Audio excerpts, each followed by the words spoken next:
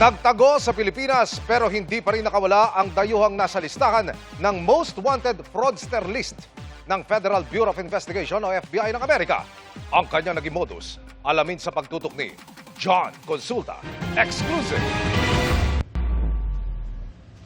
Pagkalabas sa isang kasino sa Pasig ng kanilang priority target, agad siyang in-intercept ng Bureau of Immigration Fugitive Search Unit. Where's your passport? You're having something, we're staying or any legal How? Okay. in a record. Can you tell us in camera that your name? Hindi na nakapalag ang Amerikanong 60 anyos, isa sa pinaka-wanted na personalidad sa Amerika sa larangan ng fraud. You are from Bureau of Immigration Fugitive Search Unit. You are under arrest pursuant to the warrant of deportation issued against you. Sa sobrang laki ng kanyang nagawang panluloko, nailagay siya sa Most Wanted Fraudster List ng Federal Bureau of Investigation o FBI ng Amerika.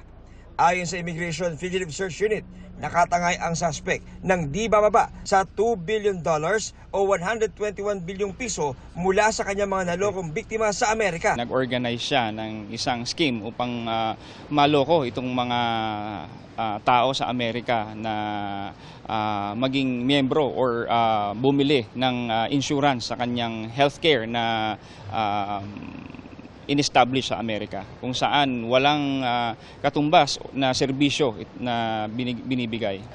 Pahirapan ang paghahanap sa suspect na nakapasok sa Pilipinas bago mailabas ang kanyang warrant. Sinusundan natin yung mga bahay niya sa mga exclusive villages, pati yung mga condominiums niya.